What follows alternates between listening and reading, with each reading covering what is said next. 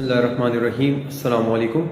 मेरा नाम डॉक्टर सरदार अली ख़ान है और मैं शुगर और हार्मोन्स यानी एंडोक्राइनोलॉजी का स्पेशलिस्ट हूँ किंग्स इंटरनेशनल हॉस्पिटल स्वात में। आज बात करेंगे शुगर की इकसाम के बारे में। शुगर की 3 इकसाम हैं। शुगर की इन इकसाम को समझने के लिए ये बहुत ज़रूरी है कि हमें ये पता हो कि आखिर शुगर का हमारे जिस्म में क्या काम है और क्या वजह है कि शुगर का लेवल हमारे खून में ख़तरनाक हद तक बढ़कर हमें ज़ियाबितस जैसे मौलिक मर्ज से दो चार कर देता है। इंसानी जिस्म का हर हिस्सा, हर खुलिया एनर्जी से चलता है और ये एनर्जी हमारी ग़िज़ा में मौजूद 3 तरह के अज्जा से हासिल की जाती है। पहले नंबर पे शुगर जिसे हम कार्बोहाइड्रेट कहते हैं, दूसरे नंबर पे प्रोटीन और तीसरे नंबर पे फैट या चिकनाहट। ये तीनों अज्जा हमारे जिस्म को एनर्जी प्रोवाइड करने के लिए इस्तेमाल होती हैं। इन अज्जा में सबसे ज़्यादा अहमियत शुगर को हासिल है क्योंकि इंसानी दिमाग एनर्जी बनाने के लिए सिर्फ और सिर्फ शुगर या कार्बोहाइड्रेट को ही प्रोसेस कर सकता है और इंसानी दिमाग को मुसलसल काम करने के लिए शुगर की बरवक्त और तसलसल के साथ सप्लाई दरकार होती है। इंसानी दिमाग में ये ताकत नहीं होती कि वो प्रोटीन या फैट को एनर्जी बनाने के लिए इस्तेमाल कर सके।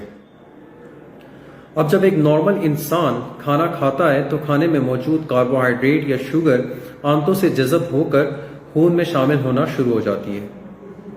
जब खून में शुगर की एक मिकदार बढ़ती है तो अल्लाह ताला ने हमारे जिस्म में एक खास किस्म का आज़ा रखा हुआ है जिसे हम पेंक्रियाज का लबलबा कहते हैं। वो फौरन इतनी मिकदार में इंसुलिन बनाता है कि जो ये इजाफी शुगर है उसे कंट्रोल या कम कर सके। इंसुलिन जब खून में पहुंचती है तो ये 2 तरीके से खून में मौजूद इजाफी शुगर को कम करती है, कंट्रोल करती है। पहला तरीका ये होता है कि जिस्म में जहां जहां एनर्जी के लिए शुगर दरकार होती है ये इंसुलिन उन हिस्सों में ये इस शुगर को दाखिल कराती है, पहुंचाती है। जब सारे जिस्म में इंसुलिन शुगर पहुंचा देती है और इसके बावजूद भी इजाफी शुगर रह जाए तो ये इंसुलिन इस इजाफी शुगर को जिगर में और पट्ठों में स्टोर कर लेती है ताकि जब हम रोजे की हालत में हो या भूख की हालत में हो तो ये स्टोर ग्लूकोज एनर्जी प्रोवाइड होने के लिए इस्तेमाल हो सके और रोजे और भूख की हालत में भी हमारा जिस्म खुशअस्लूबी के साथ काम सर अंजाम देता रहे। अब हम बात करते हैं शुगर की इकसाम के बारे में। शुगर की पहली किस्म को टाइप 1 डायबिटीज कहते हैं और ये वो किस्म होती है जिसमें लबलबा या पेंक्रियाज इंसुलिन बनाने की ताकत खो बैठता है, जिसकी वजह से शुगर इंसानी जिस्म के डिफरेंट हिस्सों में नहीं पहुंच पाती और खून में शुगर का लेवल बढ़ जाता है। ये वो किस्म होती है शुगर की जो कि 20 साल से कम उम्र बच्चों में डेवलप होती है और तकरीबन 100 में से 5% शुगर के मरीज ऐसे हैं जो कि इस किस्म के शुगर में मुब्तला हैं।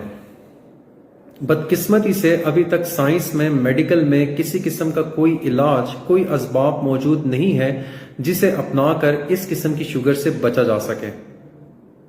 दूसरी किस्म की शुगर को टाइप 2 डायबिटीज कहते हैं। इस किस्म की शुगर में इंसुलिन तो नॉर्मल बनती है लेकिन इंसुलिन के एक्शन में रुकावट या रेजिस्टेंस पैदा हो जाती है और ये रुकावट या रेजिस्टेंस हमारे जिस्म का मोटापा या हमारे जिस्म की चर्बी होती है जो कि इंसुलिन के एक्शन को रोकती है।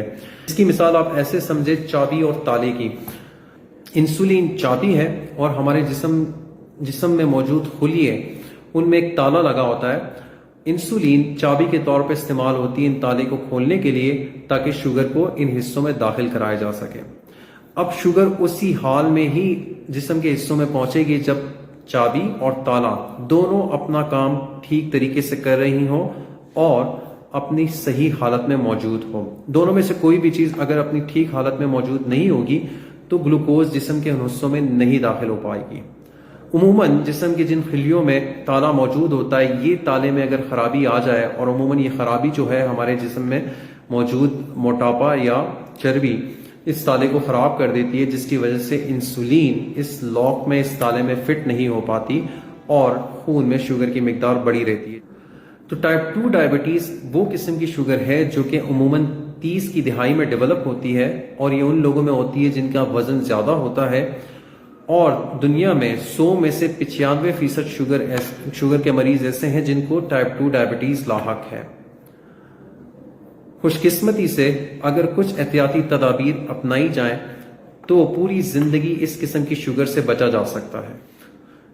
تیسری قسم کی شوگر کو جسٹیشنل ڈائبٹیز کہتے ہیں، اور یہ خواتین میں حمل کے درمیانی یا آخری حصے میں انسولین کے ریزسٹنس یا انسولین کے ایکشن میں رکاوٹ کی وجہ سے ڈیولپ ہوتی ہے۔ لیکن ٹائپ 2 ڈائبٹیز کے برخلاف جسٹیشنل ڈائبٹیز میں انسولین ریزسٹنس ماں کے انول یا پلیسنٹا میں بننے والے ہارمونز کی وجہ سے ہوتا ہے، اور یہ وہ ہارمونز ہوتے ہیں جو کہ ڈیولپنگ بیبی کو، فیٹس کو غذا پرووائڈ کرتے ہیں، لیکن اس کے ساتھ ساتھ ماں کے انسولین کے ایکشن کو روکتے ہیں، جس کی وجہ سے ماں میں شوگر کا لیول بڑھ سکتا ہے۔